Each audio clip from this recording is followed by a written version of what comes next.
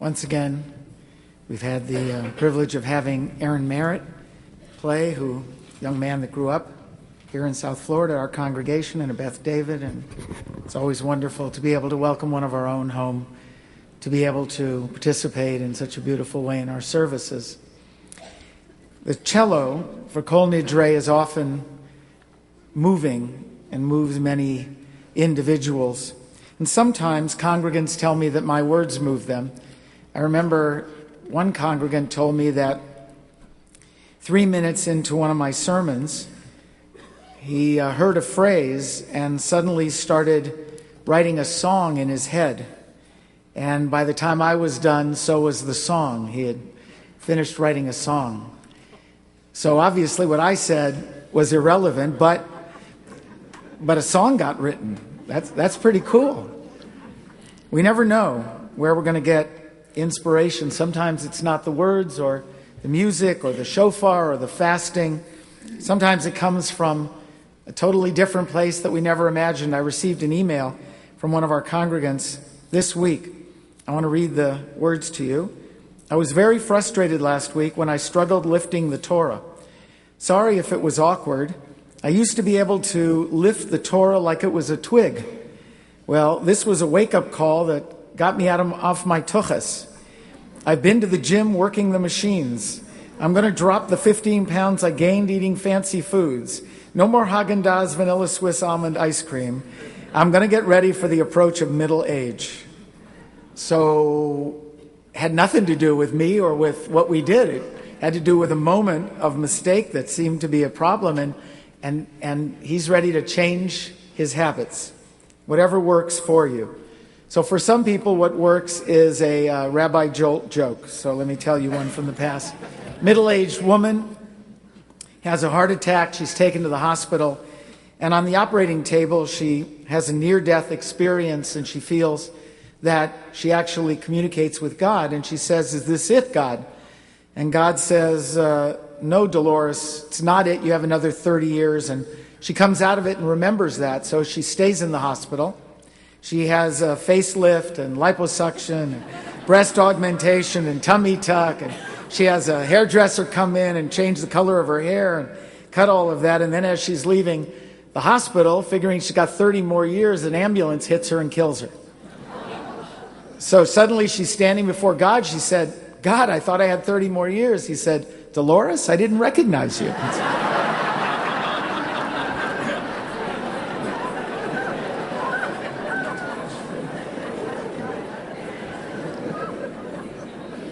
So, Kol Nidrei is about who we really are underneath all the facade.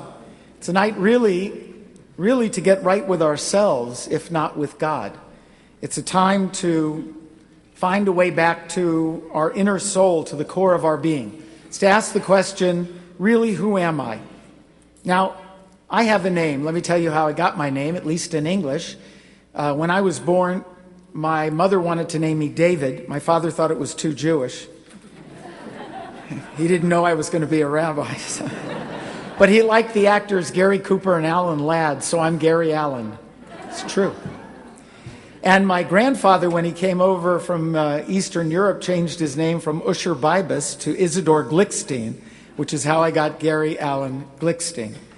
At my bris, I was given a Hebrew name, but everybody promptly forgot it. So nobody knew it, and at my bar mitzvah, no one asked in those days what it was. It was when I was studying to be a rabbi that suddenly it became obvious I needed a Hebrew name. And since nobody knew it, I asked my father what his Hebrew name was, and he didn't know his Hebrew name. So I made up my Hebrew name, and I gave him a Hebrew name, and I became Gershom ben Baruch, my father, his new Hebrew name, and my mother knew her Hebrew name. And there's irony in that because my father's family was the religious side. And my mother's family never went to synagogue, ever. But they all knew their Hebrew names. So that was my name. But the question is, I have a name that my parents gave me and a name that in effect I gave myself. But who am I really? I mean, that's really what this is about. Who am I really when I stand here and when you sit there? There's a Hasidic story, Hasidic tale of a man who every night would get up late and say Psalms, and then he would take 2 books out. And he would open the first book, and he would read something like this. Dear God, this week I was insensitive to my wife. I neglected to give tzedakah to a beggar. I was late this morning for the minyan. And once again, I didn't make time to study. So then the innkeeper would close that book and open the second book and say, those are my failings, God. Here's what you didn't do. My wife is still sick. The neighbor's children don't have any shoes. My brother still has no winter coat, and the weather's getting cold. So at the end, he closes the second book, and he says, look, I didn't live up to my obligations, and you didn't live up to yours. So let's call it even. Let's start with a clean slate. You know, most of the year, we think about our lives, about me, about my needs, my family, my work, my interests, my appetites. We think about us as individuals. The high holidays, it's really hard to ignore God. Every other sentence has God in it. But what if I don't believe in God? Or what if I'm unsure, or I'm not interested in thinking about God? Or what if I am a heretic and I believe in other gods? In fact, there was a rabbi this year who wrote a really strange article. It's called The Rabbi Who Believes in Zeus. That's not me. And if you're interested in the article, you can call me during the week. I'll share it with you. The high holidays, really, in Kol Nidrei, in particular, is really not so much about facing God. It's about facing ourselves. It's about facing me. Mel Brooks once commented on his part that he plays in the Jewish people. He said, look at Jewish history. Unrelieved lamenting would be intolerable. So for every 10 Jews beating their breasts, God designated one to be crazy and amuse the breastbeaters. By the time I was 5, I was the one. Really, the people and us. The high holidays keeps talking about us, the sins that we did, the vows that we made. But really, we still need to ask the question, Rabbi, what about me? Where do I fit in all this? I didn't make any of those vows this year. What about me and what I did? Really? You didn't make any promises that you didn't keep? Partially kept? You didn't tell any lies this year? No deceit? No personal gain? No cheating? No cutting corners? No false rumors? Really? No piling on when others were making fun of someone? No adding fuel to a fire that created arguments and rifts? No undermining others for personal gain or personal satisfaction or payback? How about losing patience with children or with our parents? If none of these apply, let me read you some that were submitted by individuals anonymously to another synagogue in preparation for High Holy Days. These were all the sins that I committed. Individuals submitted them. For the sins I committed, for cheating at golf. I'm not asking for hands for any of these. For wanting my spouse to keep working on a job that he hated to keep us financially prosperous. For talking against my daughter-in-law. For not fully disclosing my income to the IRS. Uh-oh. For blackberrying instead of paying attention to those I care about. For envying the wealth of friends. For taking pleasure in others' pain. For suspecting my child instead of believing in her. For screaming at my kids. For not encouraging my son to become a bar mitzvah. For not giving blood this year. For ignoring my husband. For not speaking to my sister. For not supporting my partner. For failing to acknowledge sufficiently the love and gratitude I feel for my wife. For cheating on a boyfriend. For watching porn.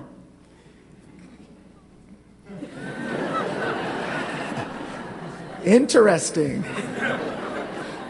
For secretly wishing my father would die so I wouldn't have to carry the burden.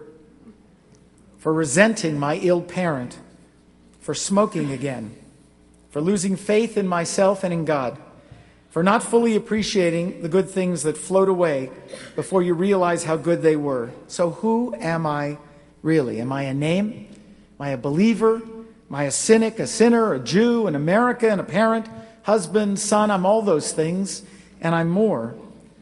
This time of year is really about me and where I stand in this gift of blessing, of life that I've been blessed with. In religious terms, it's about my soul. The truly big questions on the high holidays are, do I want to get better? Do I want to work on my soul? Am I willing to shake off the lethargy and make a real, authentic effort this year, now? If the answer is no, it's just another day or two wasted in my life. But if the answer is yes, I would argue that the high holidays offer a path. It's not easy. There's no pain. No pain, no gain, that's the tradition. And it's true. It's not easy. And it's not about empathy. We talk a lot about empathy and teaching empathy. It's a really interesting piece written by David Brooks in the New York Times recently. It's called The Limits of Empathy. Let me read you a couple of lines and you'll understand if you didn't read it. In the early days of the Holocaust, Nazi prison guards sometimes wept as they mowed down Jewish women and children. But they still did it. Subjects of the famous Milgram experiments felt anguish as they appeared to administer electric shocks to other research subjects. But they pressed on because some guy in a lab coat told them to. Nobody is against empathy.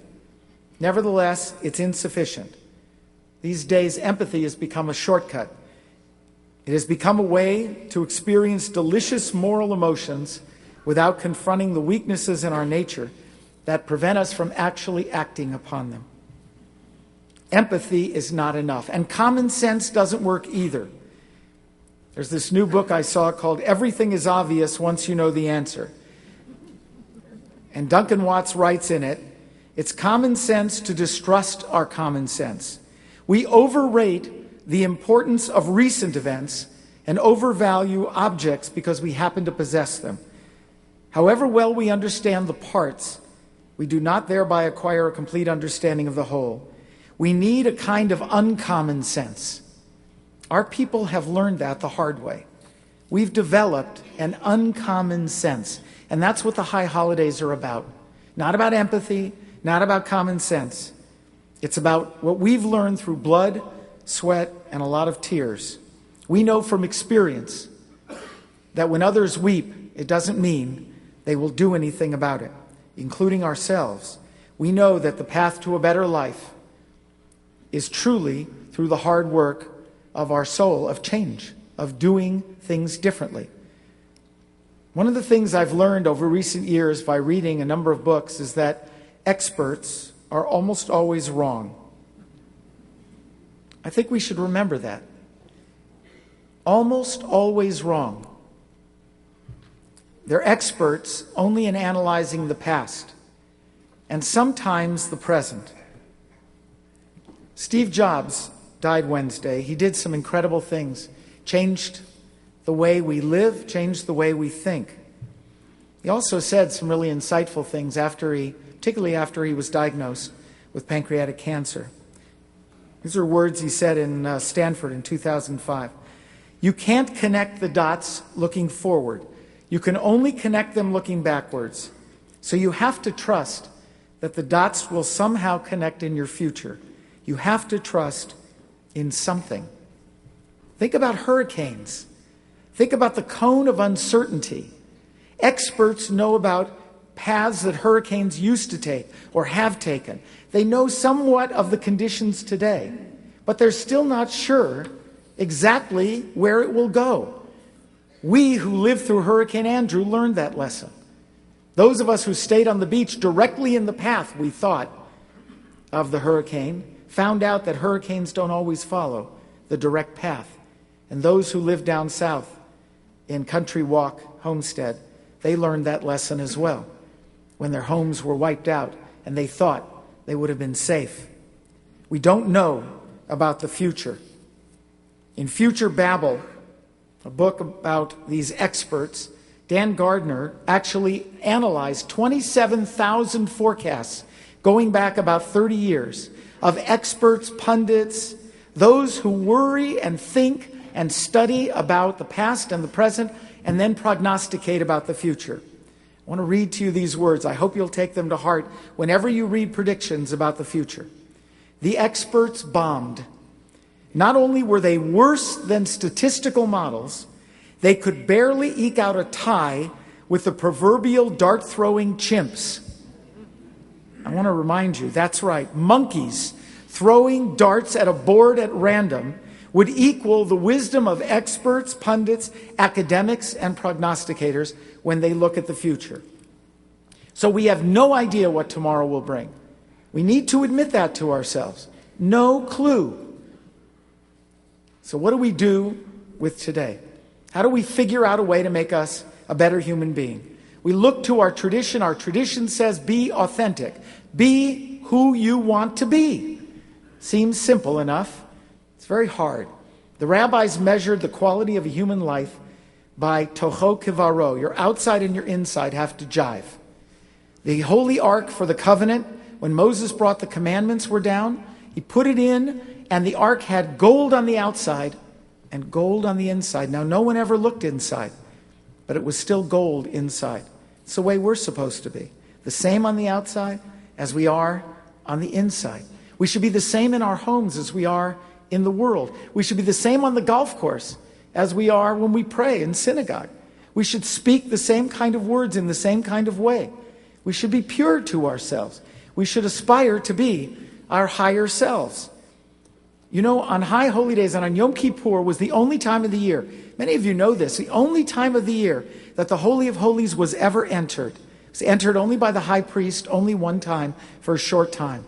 Now that Holy of Holies was considered the purest, most sensitive place on the face of the earth. It was so pure that the high priest had to remember every sin that he had committed and atone for it before he walked in. Because if he walked in with unatoned for sins, he would have a heart attack and die on the spot. And they took that so seriously that they tied a rope around him so that when he went in, if he dropped dead, they could pull him out. They did. Imagine? That's how seriously they took it. He was trembling before he walked in. It's like your eye. You know, when you get an eyelash, you can't even stand one little eyelash in your eye. It drives you crazy. We have to get it out. Our eye waters up. That's what the Holy of Holies was like if a sin went in there. In a sense, we don't have that anymore. We know it's gone. There is no Holy of Holies. There is no high priest anymore to do that. But we have a soul. And the rabbis said our soul is the Holy of Holies. And it's in each one of us. And it's the most sensitive place in our being. And this is the day where we pay attention to it. And we try to figure out, how do we tap into that soul? How do we get to our Holy of Holies? How do we make it more a part of our lives?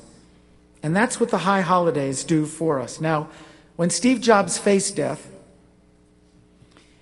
he also gave us some great wisdom that we find in our tradition. You know, on Rosh Hashanah and Yom Kippur, we say, who shall live and who shall die? That's the real test. We don't know tomorrow who shall live and who shall die.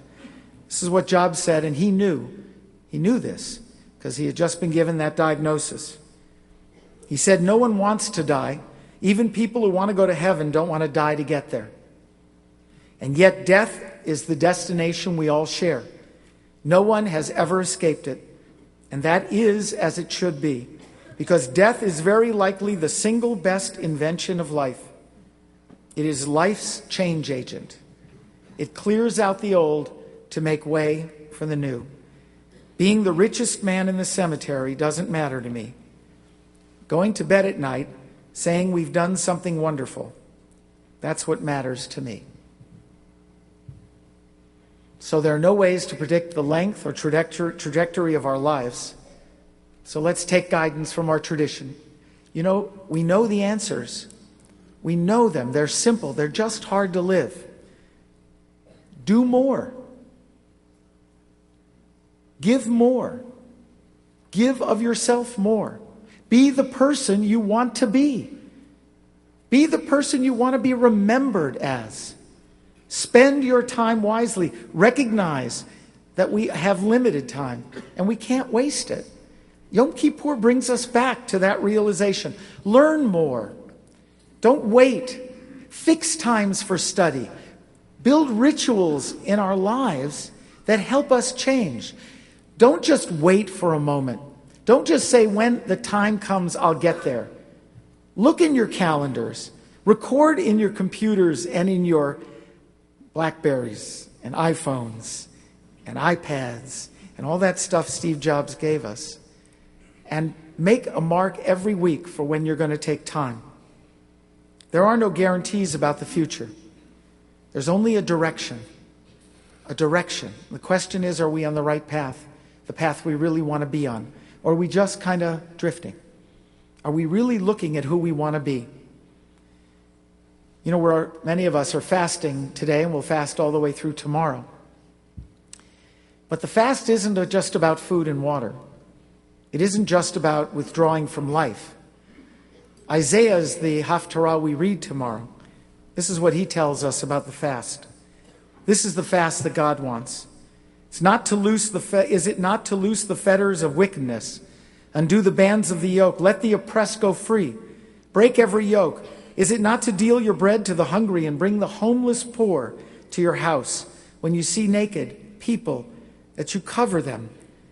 Do not ignore your own flesh. By tapping into our inner pure essence, our soul, we move into the world and we change it. We do something wonderful each day. Steve Jobs said that if he went a few days and he couldn't think of something wonderful he did, he made changes the next day. That's a great standard. But this is a better start right now. Decide today and tomorrow what you will change.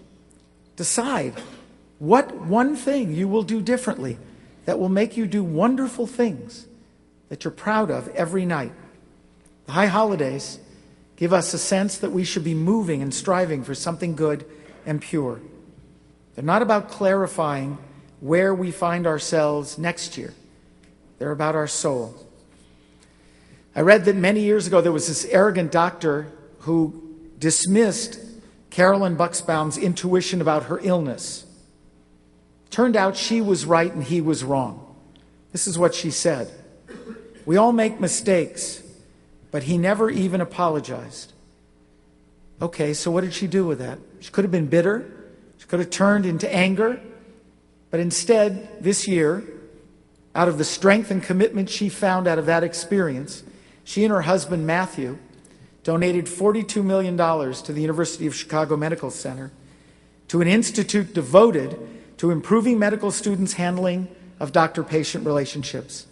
Their motto is, to care for a patient, you have to care about a patient. She did something about the world. Now, most of us do those kind of things.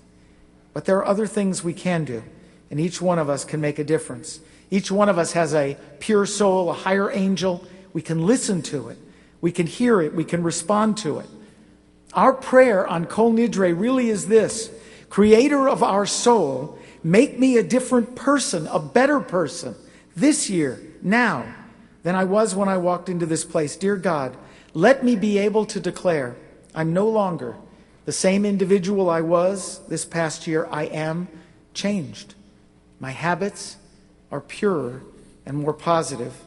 My choices are more focused on others' needs. Whether I live or whether I die, I'm on the right path, doing the hard work that my soul demands. I'm reaching to unite my inner life with my daily existence.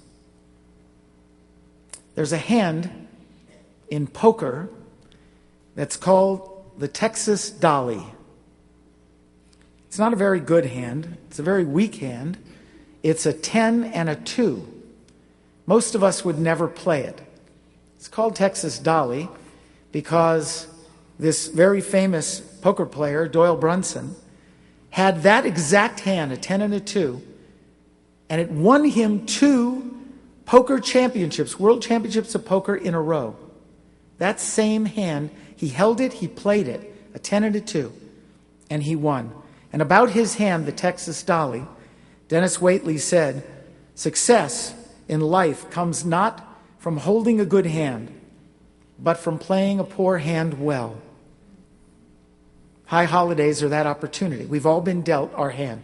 We're not getting another one. This is it. Play it well. Choose well. Choose the right path. the good path, the pure path, the path of your soul. And as our Torah tomorrow says, Uvacharta b'chayim, choose life and be proud of the life you've chosen. I wish you all a Gemar Chatima Tova, that you be sealed for good and pure souls for this year. Ken Yiratzon. May it be so.